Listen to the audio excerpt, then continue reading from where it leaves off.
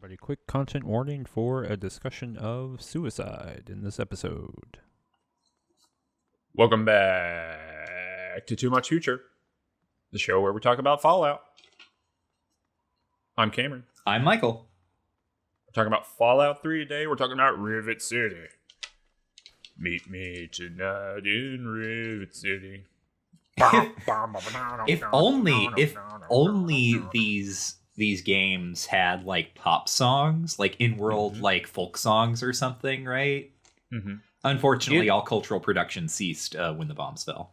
It is absolute trash that New Vegas has the king, but none of these games have the boss.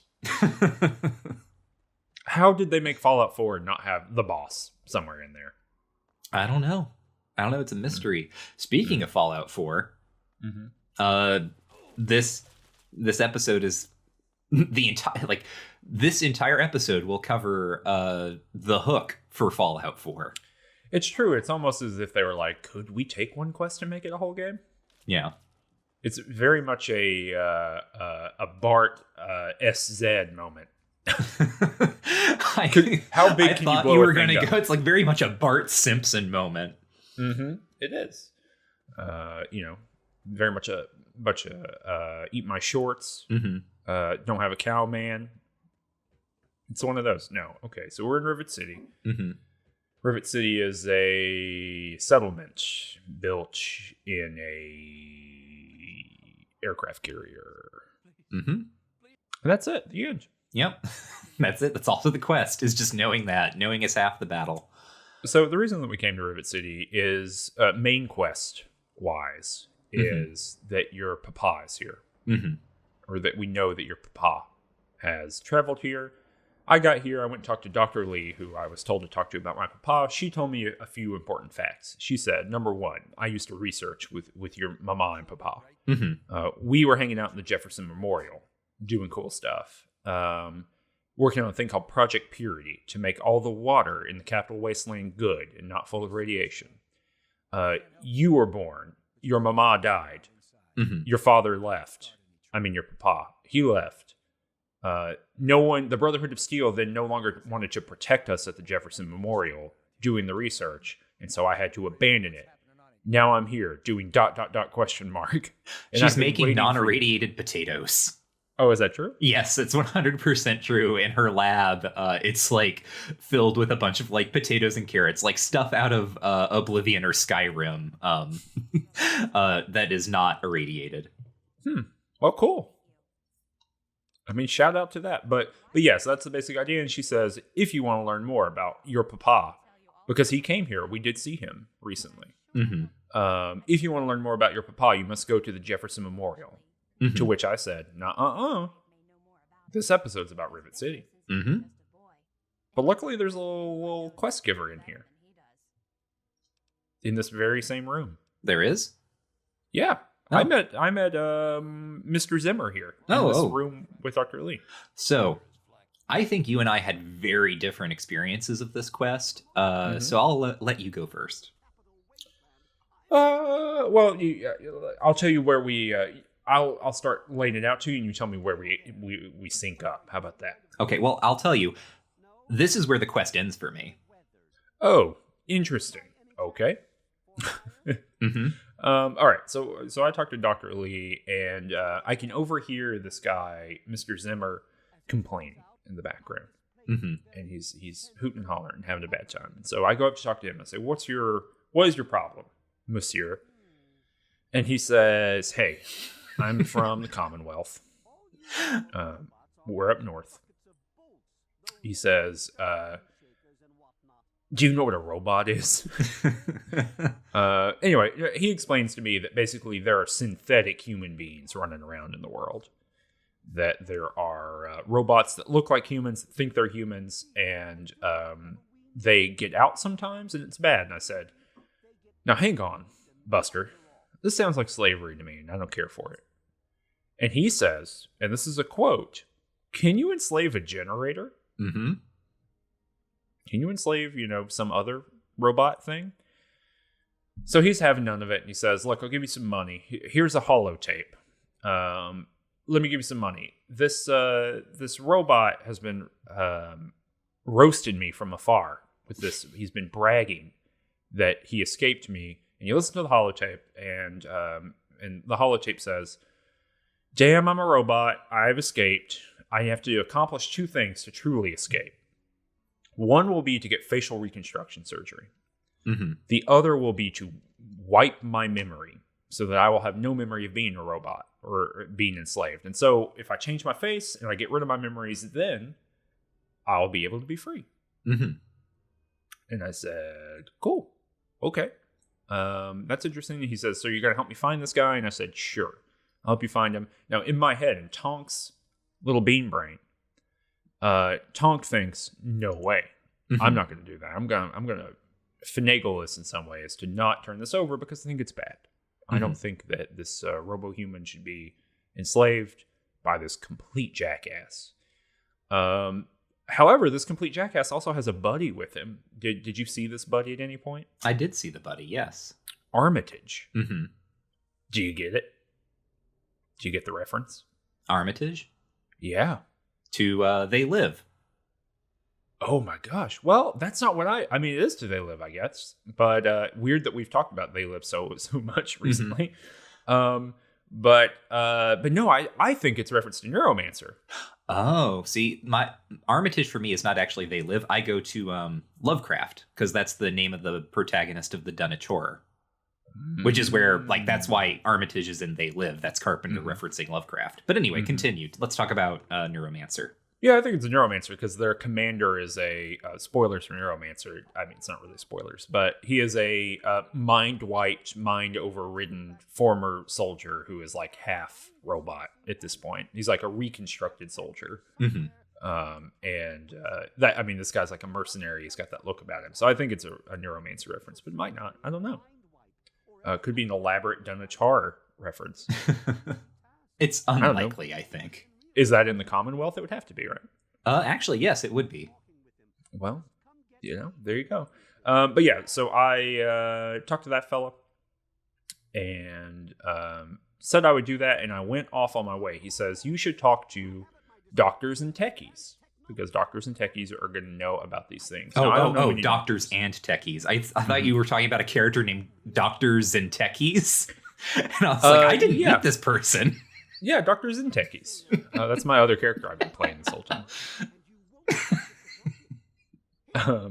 But no, so Doctors and Techies. So I go talk to the doctor in Rivet City, and he's like, "Yeah, I don't have anything for you, bud." And then I go talk to the doctor in Megaton, because I remembered you mentioning that you found a holotape there, and I found a holotape there that says, he's looking for someone to mind wipe him. Then I went and talked to Mora, and because she's a techie, of course. Mm-hmm. And she gives me a little bit more information, and then something else happens that kind of short circuits the quest. So why don't you tell me how it went for you in the beginning? Yeah, so ages and ages ago, back after I think like the point when we had done Agatha's song and I had run out of all of my stim packs and all of my ammo, and I just started playing in between recording sessions in order to like build up caps and things like that. At one point I went to the doctor in Megaton and I was looking for, like, I think I bought all of the stim packs that he was selling at that point, and then I started like scrounging around his home looking for stim packs that I could maybe steal. And in the process, I found this holotape that he had on his desk that you just mentioned, where it's this synthetic person talking about how he needs to do the facial reconstruction surgery and all that stuff. And that's when I actually started this quest. That's what activated this quest for me, the Replicated Man. And so, sort of incidentally, if only because I have at various points forgotten that this quest was active, I have asked, like, for instance, I have asked Moira about this and gotten some information. And I had talked to some people in Rivet City in the previous episode and gotten some, specifically, like, Seagrave Holmes had told me something about this. And the problem here is that I have not been retaining almost any of this information. Because it's not a quest that I am doing, but the quest keeps happening as I am doing other things. And so I am when I get to Rivet City, this particular time, I'm walking around, I'm getting acquainted with things, I'm meeting people because this is how I treat every new location in Fallout. Is I'm like trying to meet everyone and talk to everyone and get a sense for places. And as I'm doing this, I'm like walking up some sets of stairs and I step outside and I am immediately locked into a conversation with this NPC named Victoria Watts, who starts harassing me. For reasons that I don't quite understand, and I think it's because I've talked to Seagrave Holmes, but she's like, you better stop like asking questions about that synthetic person, like, basically like she's calling me a slave catcher or something. And I'm like, hey, hold up, like that's not at all what I was up to here. And eventually she explains, like she's part of this this group called the Railroad, that basically just gets synthetic people out of the Commonwealth and like is freeing them essentially from slavery. And she insists to you, right, that this synthetic, right, this android is human. It is a person, and it's a very weird like conversation because she's just like insisting really really hard that it's a person. And even if he is just a machine, he also has feelings and so on and so forth. And none of this is particularly controversial to me or to Eleanor. But it's just literally like I walked through a door and this woman started yelling this stuff at me. And then I'm like, hey, hold up. Like, I don't want to, like, I'm not really against you here. Like, I'm fine. Like, whatever. I'm just asking questions because I heard about this, I guess. And she gives me a part of an android that I guess will prove that the android has died, even though it hasn't, right? The android has gone into hiding, but this is like, this is like presenting part of the corpse or something that should suggest that the android has been destroyed or something. So that all happens. And so then when I first walk into the lab to talk to Dr. Lee, I walk into Dr. Zimmer and he's complaining to Dr. Lee's assistant, and I kind of get some information there. It's basically the same information that you just talked about, except when I first talked to him, I'm like, oh yeah, you're looking for this android? Well, he's apart from it. It's dead. And then he leaves, and that's the end of the quest. So like this feels very Fallout 1 and 2 to me, because the quest just ends up feeling absolutely incoherent. Because like that's over. That's it. That's the quest. Yeah, that's how I did the quest too. I had the same conversation with her, and like I went and looked later, and there are two other options, which is you find the android and you like help him out, and then the other option, which is you turn him in. Yeah. But that seems woefully like, why would I do that other than like to see additional content, right? Which is not a sufficient answer to me in playing a video game. Like this is such an easy and convenient way out of like everyone getting what they want. The slave catching dude leaves. He's no longer looking for the robot. The synthetic man is still here. He's alive. A+, everyone wins. I don't understand. Yeah. And like that's it. And as we said at the beginning of the episode, from here Bethesda builds out like the entirety of the concept of Fallout 4. Yeah, so a huge part of Fallout 4 is the Commonwealth, which is where it takes place, right? The Boston area. The Institute, which is kind of like future MIT, and then the Railroad, which is its own like faction in that game. So yeah, 100%. There's like so much of that there. Yeah, I wish there was just a little bit more to this in a general sense. I did ask Victoria Watts if I could be part of the Railroad, and she says, you know what? If you hand that thing over, you can consider yourself part of the Railroad, an active member. So I guess I'm doing that now. Yeah. I'm part of the Railroad, implicitly and explicitly. It is interesting. I mean, playing this made me think a lot about, because I'm working on a book on science fiction and games, and so I've been thinking about these things. I've been like going back and playing BioShock Infinite for some reason. Just thinking about kind of science fiction over the past 20 years or so in video games. And it's interesting to me that in Isaiah Lavender's book, race in American science fiction. He talks about how, and this is a common kind of race studies in science fiction argument, that racial oppression gets abstracted within science fiction quite often, right? So it becomes about, rather than racial oppression, right? So slavery as it historically exists in the United States, of whites enslaving, Africans and people of African descent. Rather than that, right, it gets abstracted into a structural position of, humans enslaving robots, right, or whatever, humans enslaving aliens, that kind of thing. What's interesting to me is like, this is like the most core example you can show of that. And it's even more interesting, right, because Victoria Watts is a black woman. Mm-hmm. So there obviously seems to be some kind of awareness here, but, much like Fallout 1 and 2, where we talked about how race shows up in that, in the sense that it doesn't show up in that, other than kind of like anti-Chinese sentiment or whatever, race also, to my mind, doesn't really show up in Fallout 3. And so it's interesting how they play this very political kind of quest out, right? That is about you thinking about slavery and if people should be enslaved. Seems pretty political to me. But then use the robot question to abstract that away from like any real world way that happens. So, it's an interesting quest, but like you, I took the shorter way out. If you have reasons why we shouldn't have done that, please let us know in the comments. What else do you do here, Michael? So I talked to the woman who runs like kind of it's called like the Weatherly Arms or something. It's like the local hotel, like residential hotel or something. And she told me about this guy named Mr. Lopez who goes to the top of the ship and hangs out all the time. And I tried talking to him and he was very depressed. And he was like, he said something like, you don't know me. Most people don't. And that was it. So, and I vaguely remembered this. You can go to the top of the tippy top of the ship, all the way up to the observation tower or whatever, and he shows up there and contemplates suicide. Oh God.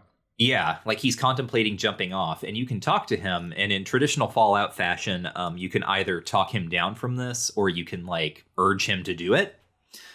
And I talked him down, although again, it's weird and incoherent. My dialogue options assumed I knew more about Mr. Lopez than I did. Like I was talking, like apparently his family died and he couldn't save them.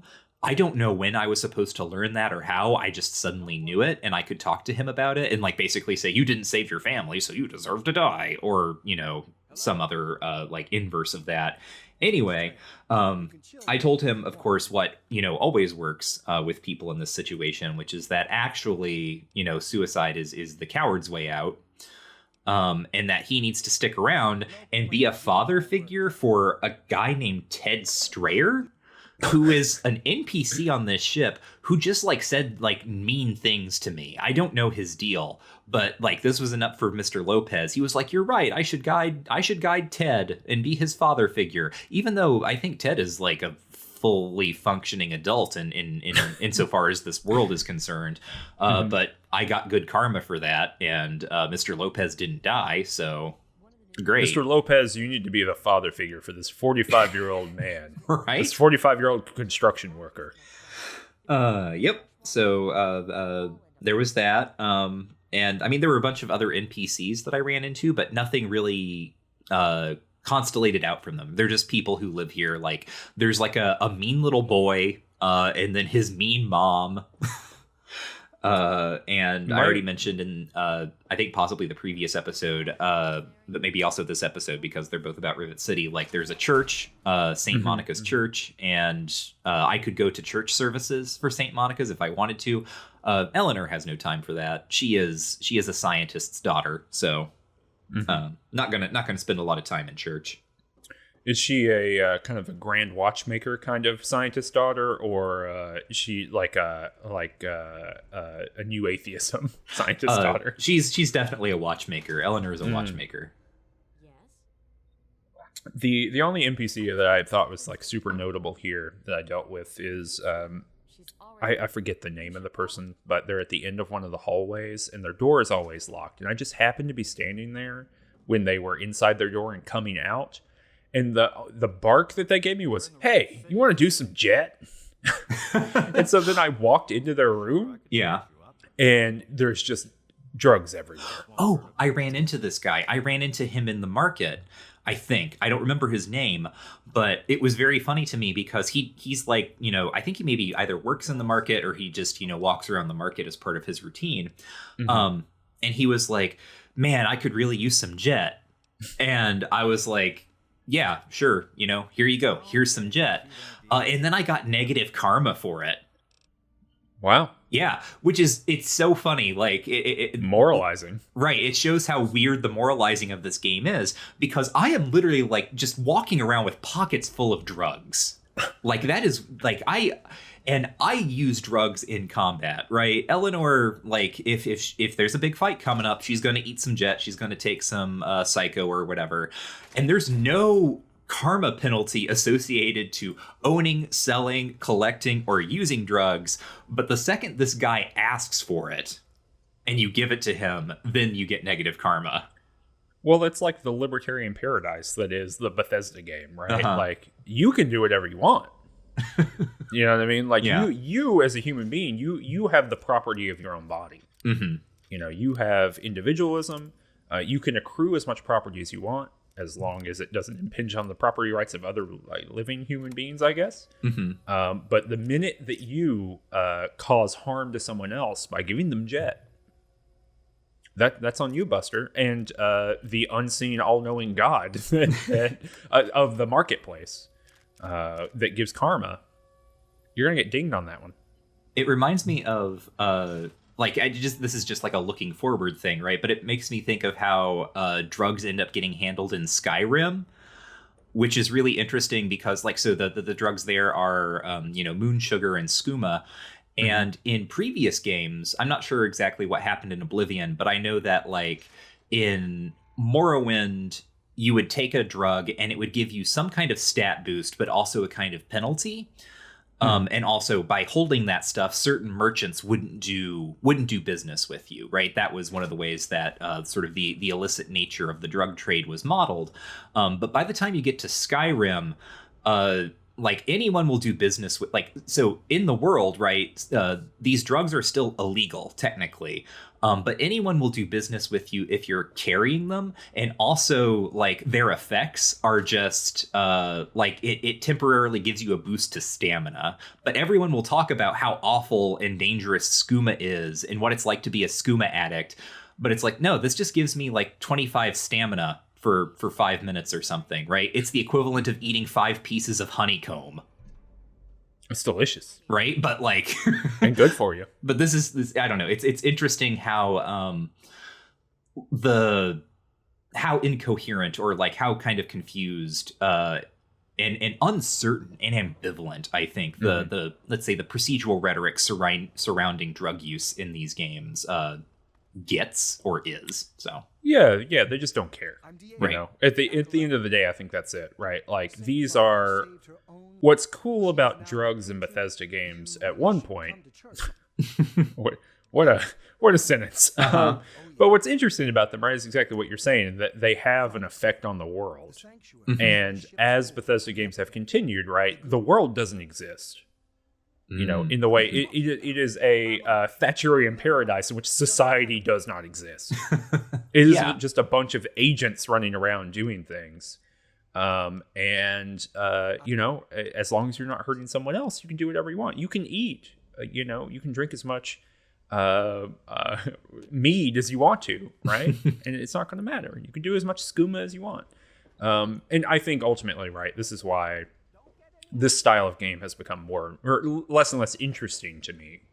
You know, where we did the Morrowind stream earlier this year, and people can check those videos out. I'll probably link them at the in the little clippy thing at the end of this video. But we did that Morrowind stream, and like so much of Morrowind is absolutely rad as hell because of the amount of weird, bad friction that is put in front of you. And Fallout 3 still has some of that, but eventually Bethesda has moved to a frictionless universe of like atoms pinging around. And I don't know, it's just not that interesting to me. But that's all to say, there's another quest that we had to do.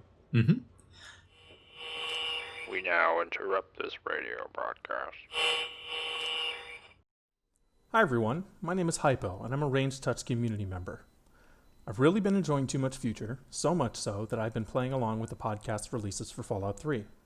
The other day, I suggested a new segment to Cameron and Michael on the Discord server, and they asked if I'd like to do it myself. I said sure, so here I go. Michael and Cameron have brought it up before, but Fallout 3 and its first-person perspective in a three-dimensional world offers a new opportunity for its designers, environmental storytelling. Not that 1 and 2 were incapable of this, but the size and scope of 3 lets its designers indulge in all kinds of new stories, and tell a lot more of them. Now the world is full of all kinds of different stories. Small stories, not told in words, but incidental item placements and implications of meaning. These are stories that many players may never see, or may never look twice at, or may never forget. I believe that these little environmental stories largely fall into 2 categories that I will explain in just a moment. And with that, I now present to you the Skeleton Tidbit. The first type of these stories I have categorized under the umbrella term sad skeletons. Sad skeletons are little moments that struck me in some kind of melancholy moving way. Somber moments, brought on by a detail in the game environment. The sad skeleton for this week can be found in the town of Minefield. There are many sad skeletons in this town, but this one stands out. It's in one of the locked homes that are scattered throughout the town. On the second floor, in the master bedroom, there are 2 skeletons. They lie on their bed, holding each other in a bicentennial embrace. On one of the nightstands, there is a platter with 2 syringes of Med-X. When the sky fell, perhaps they chose to use that Med-X to go to peaceful sleep in each other's arms one final time, before the radiation could take them. The other category of these stories is called toilet skeletons. Toilet skeletons are the exact opposite of sad skeletons. They're the bizarro universe version of that last story.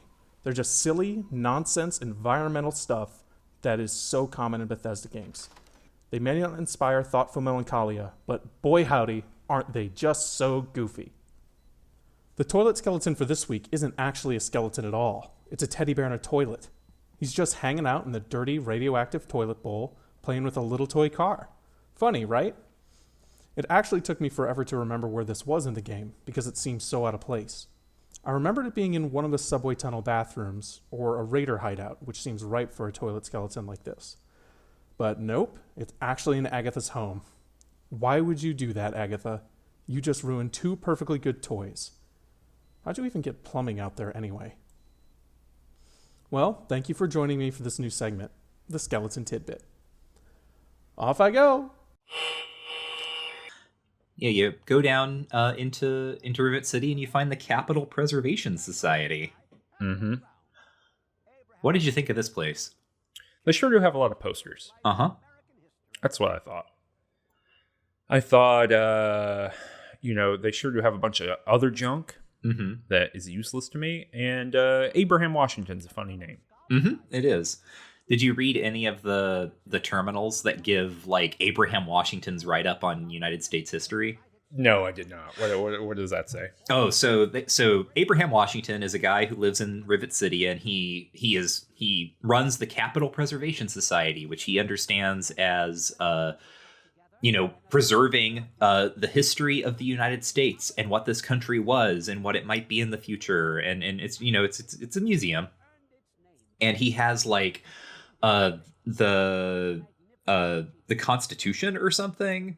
He has a copy of the Gettysburg Address, all of these things that have been scavenged out of the Capitol wasteland. And you can read on his terminal his descriptions of these things. And when we talk about Fallout, one of the recurring questions we've come to is this issue of Fallout and satire. I don't think that this is satire, but it is pretty funny. Basically, Abraham Washington writes about all of these things like in relation to Abraham Lincoln. And how, so like, you know, he of course, like the Emancipation Proclamation, which we are told ended slavery forever, you know, just there's no more slavery, except if you look at the text of that 13th Amendment, that's not the case. And also if you walk outside Uh-huh. in the Fallout 3 world and see I don't know, all the slavers in the DLC directly dedicated to slavery in Pittsburgh. Interesting. So, so there's that. But anyway, there's this constant thing where every description, even like he has the Monroe Doctrine, right? Somehow, I guess the Monroe Doctrine is a specific piece of paper. But he has his description of that, and he talks about how even though Monroe was, you know, not as cool or as charismatic as Lincoln, he nevertheless had a doctrine, and so on and so forth. And the Gettysburg Address, of course, is all about how great Lincoln was, as well as the Emancipation Proclamation. The Constitution sort of looks forward to Lincoln, and then he also has the declaration of war against China that precipitated the nuclear war of Fallout. And he talks about how all of the details are unclear, and obviously this particular document did not have any good consequences. But if it had a better president, like a sort of better president behind it, someone more like Abraham Lincoln, then perhaps it would have. Which is just, it's amusing to me, right? The idea of this guy collecting all of this stuff, but his entire view of American history is everything peaked at Lincoln, and so everything before that was leading to Lincoln, and everything after that was like diminished by the absence of Lincoln. It's just a funny way of looking at history. It's like Marvel Cinematic Universe fan fiction. It's like getting on Twitter and then seeing like 1,000 people talk about how Marvel movies have revolutionized cinema in 1,000 different ways. And that's exactly how I feel about this. I look at it and I go, yep, that's a way of warping the world around the thing that you want to be true. Yep. That's fun though. Yeah, I didn't check that out. I just got his quest from him. Yeah. Well, in his quest, so yeah, you talk to him and he'll be like, hey, you know, I got all this cool stuff. What if I had another cool thing? And that cool thing was the Declaration of Independence. Go to the National Archives and get it, please. And this is where what we talked about last episode of like having to walk all the way around the city and walk through raider camps and all that kind of stuff. This is where we were going. But first, did you get like Abraham Washington's entire history of what the Declaration of Independence is? No, I did not. So similarly to his write-ups of other documents, except without the Lincoln stuff, he gives you like the context, like the historical context of the Declaration of Independence. And it's just like totally wrong, right? He was like, it was written in 1783, and then Paul Revere took it across the sea to presumably by airplane, or like it was the Second Judgmental Congress is what he calls it. The Second Judgmental Congress wrote the Declaration of Independence in 1783, and then Paul Revere transported it presumably by airplane to King George III. So it's just, again, right? It's amusing in the way that you called the world behind Fallout, or at least the world behind Fallout 3, like a Mad Magazine universe. And it's exactly that sort of thing, right? Just like the stupidest stuff possible is being uttered by these characters. Yeah. And then I set out through the wasteland and through all these raider camps and so on and so forth to get to the National Archives. When you get there, this is yet another, we were talking about the library quest in last episode, Arlington Public Library. And that was a little bit of a different kind of quest in that, you were following Brotherhood of Steel people around. This is similarly weird, I think. So you get in there and there's a woman named Sydney. And she's like, hey, Buster, there's a bunch of super mutants coming. Help me out. And so, the first thing you do in here is this little mini quest where you are, defending the archive from these mutants. I just threw a bunch of grenades at the door, and they all blew up. I went in, I didn't talk to her, and, totally ignored her, because I saw that there were a bunch of landmines on the ground, and I started walking around deactivating landmines, because Like when I see there are landmines on the ground, I'm like, I don't want to walk into these goddamn landmines. So I'm just ignoring her, deactivating all these landmines, and then all of these super mutants bust in and start shooting us. And I'm like, oh, hell. So I got to fight these super mutants. And then I do that. So I misunderstood. So once you finish this whole thing, she says, hey, it kind of looks like Abraham Washington sent you on the exact same mission he sent me on. Let's get the Declaration of Independence. Let's hang out together and let's get it, and then we'll split the reward. And I said, all right, sounds good. And she says, okay, cool. I've found a secret elevator that takes us right down into the bottom of the thing. Let's use that. I did not understand what she was saying. I thought she was saying there's an elevator on this level, not there's an elevator literally right in front of us. Okay. So that's important for what comes next, which is when I wandered around the entirety of this facility, clearing the whole thing of super mutants and centaurs and all this stuff, looking for the elevator that I could not find. That was, in fact, right in front of me in the middle of the floor. It's very much a National Treasure style elevator that's hidden in the ground. And as I was doing that, unfortunately, there's a lot of traps in here. There's a lot like I forget kind of what they're called, but there's like a rope with something heavy on it, and it swings down and it hits you like a pendulum. A lot of those, and Sydney was swallowing me. She's got her own special like 10mm machine gun, very Ian from Fallout 1 kind of vibes going on. And we were running around, and she was doing great. She's like annihilating these super mutants, and eventually she stopped swallowing me. And I was like, what's going on? And so I had to walk back. I walked slowly through all of these different rooms and areas we'd been in, and I found her dead. Smashed by one of these traps. Alas. Sadly. But I say it was a little bit different in concept, both because of that defending thing at the beginning, and also that she's like your companion character for a little while here, which is really interesting. There's not really a lot of companion stuff in this game. Yeah, you'll notice probably by this point that Eleanor, who in the past has been the companion happy character in these playthroughs, has really been solo throughout the entire game thus far, because there is one companion character you can pick up in Megaton, and you have to be evil. Really? And that is it's Jericho. He's like a former Enclave soldier. So if you have positive karma, he will not join up with you. And that's the only companion character we have encountered in the game, sort of like full-time companion character, because Sydney is, she will only be your companion for this quest. Like you, well, not really like you, I understood what she was saying, that there was an elevator in that room. My issue, in sort of the same way that I had my own priorities with the frag mines, I didn't care. I had other goals, which was I want experience. I want to level up. Eleanor wants to be powerful. So I go through and clear out this level of the archives, and similarly, like Sydney gets exploded by a super mutant or something. R.I.P. R.I.S. No, well, that'd be rest in Sydney. That's I was like rest in space. Yeah, rest in space. L.I.S.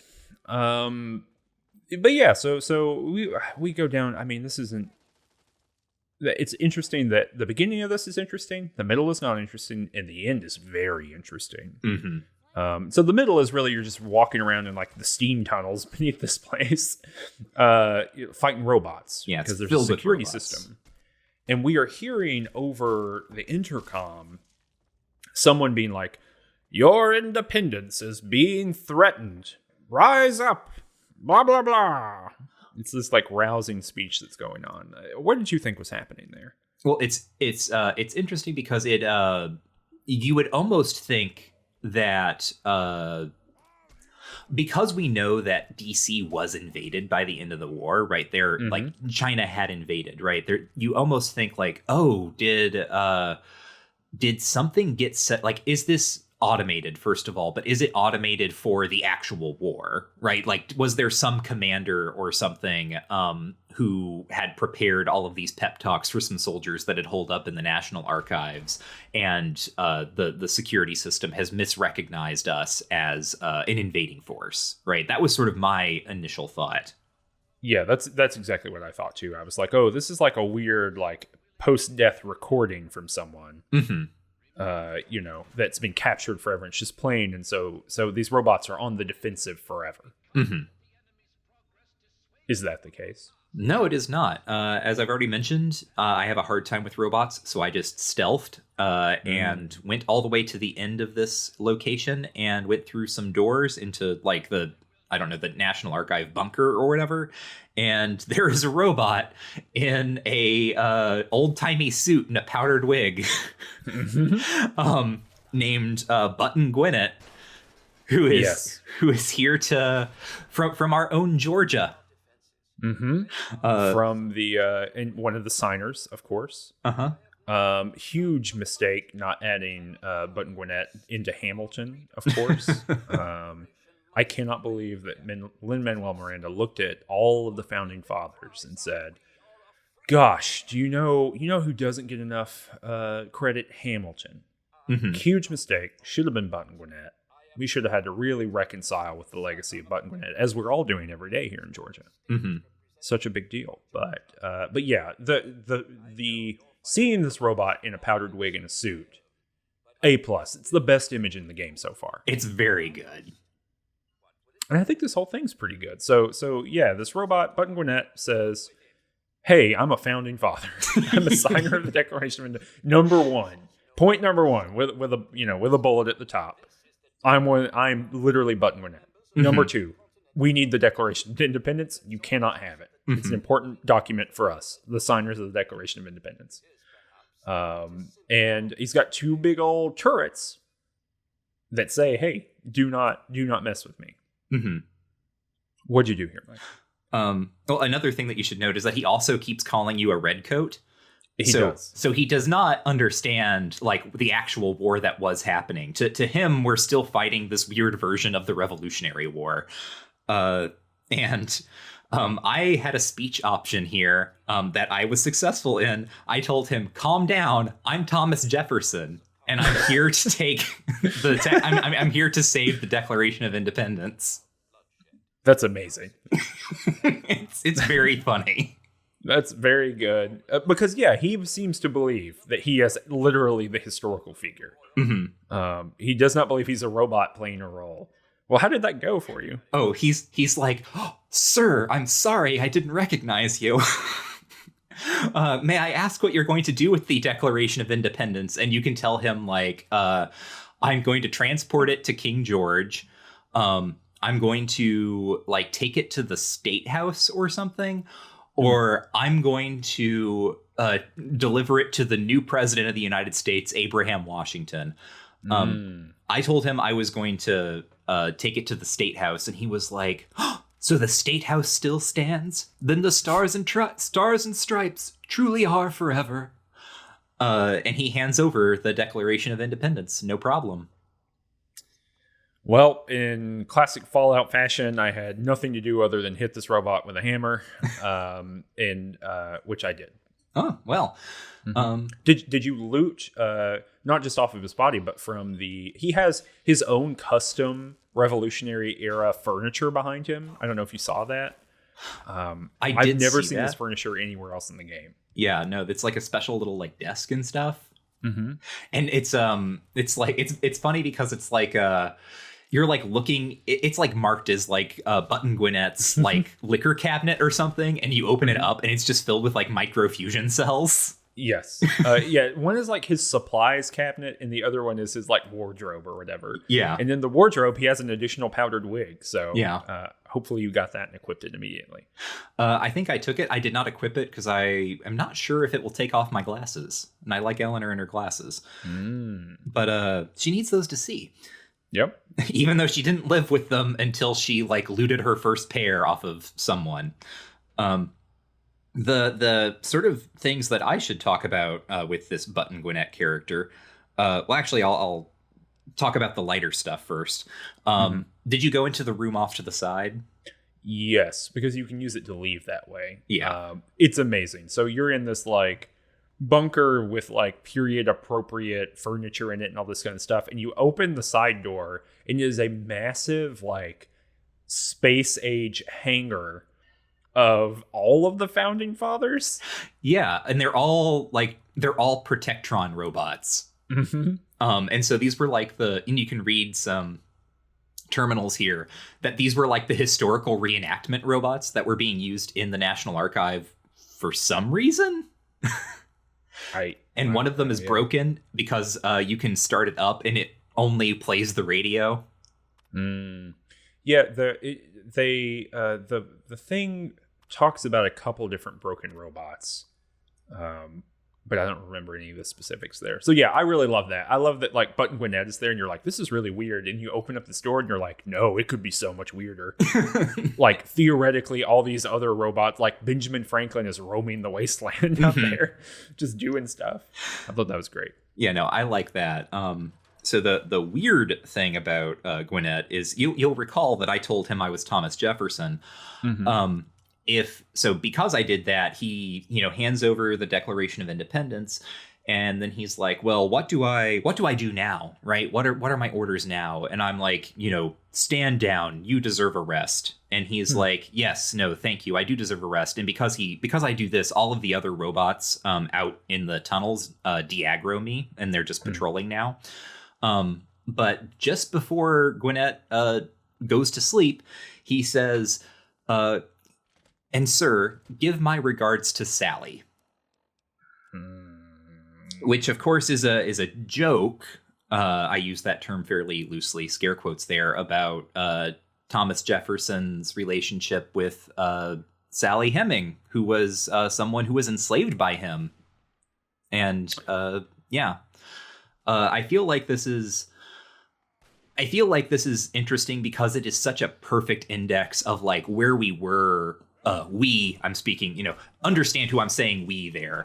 Like we white Americans or like general Americans were thinking and talking about the issue of Sally Heming in 2008. Where it's just like, yeah, did you know that Thomas Jefferson like totally had sex with one of his slaves? And I think in the past 12 years, it has been more pressed upon the popular narrative that when you are an enslaved person, that's not a good situation in general. And like a founding father, like sleeping with one of his slaves is not exactly funny, right? It's not like give my regards to Sally, right? Like that's not it's a mismatch.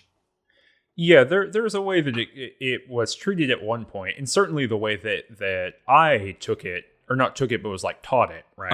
Or the way it was brought up to me, which was like, the founding fathers, while owning slaves, it was just way more complicated than you might think. Yeah.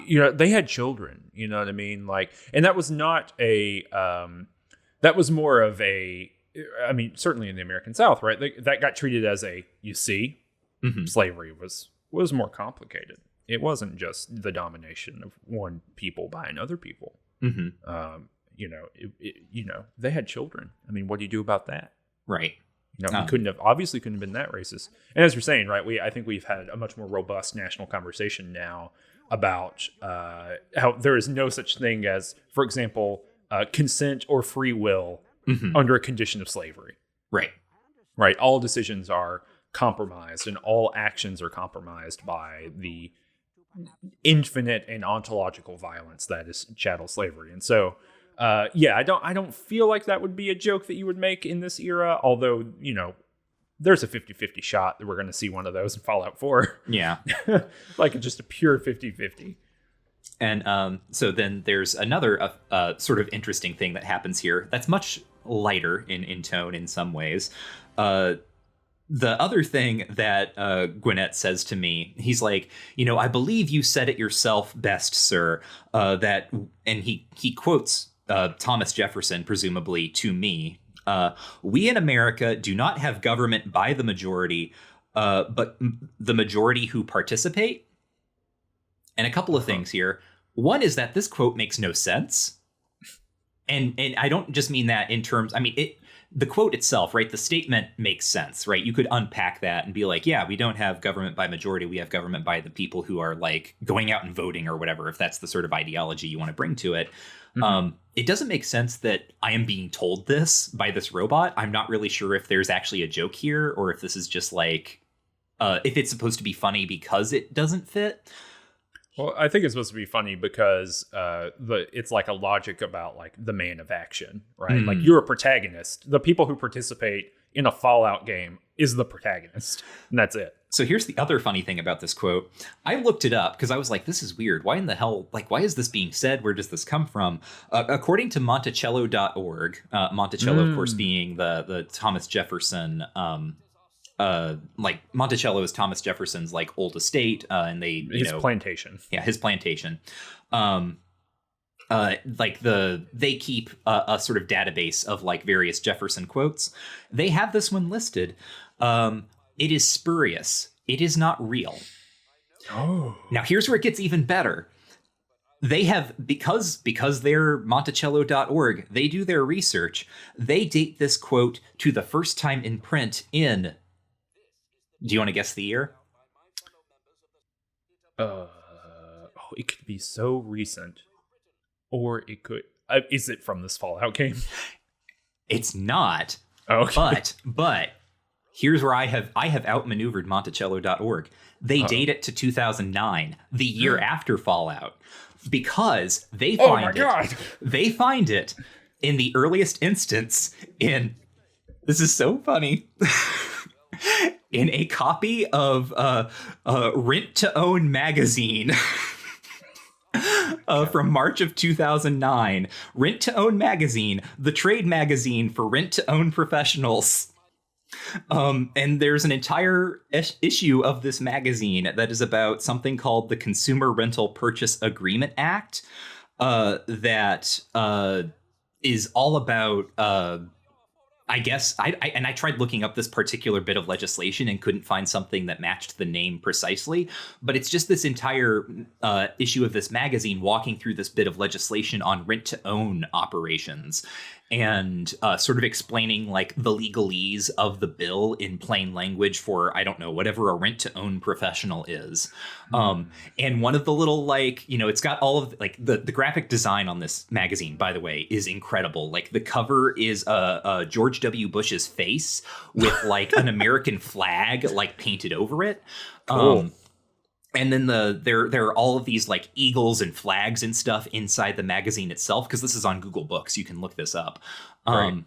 And that Thomas Jefferson quote from this Fallout game gets put in as like a big pull quote in one of the pages of this magazine.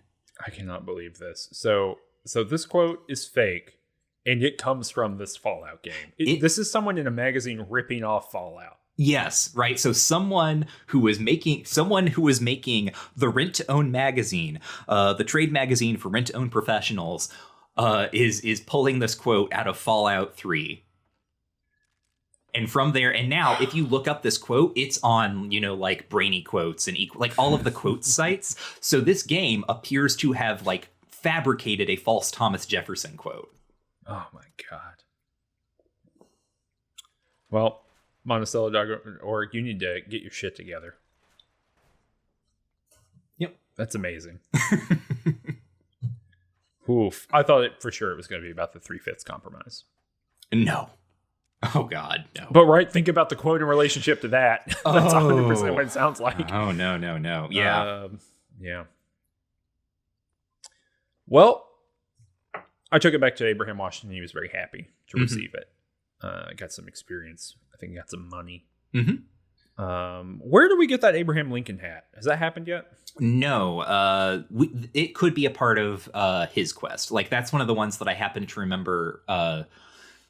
It's like a quest line that you can navigate among like I think 2 or 3 factions, and he is one of them. Okay, gotcha.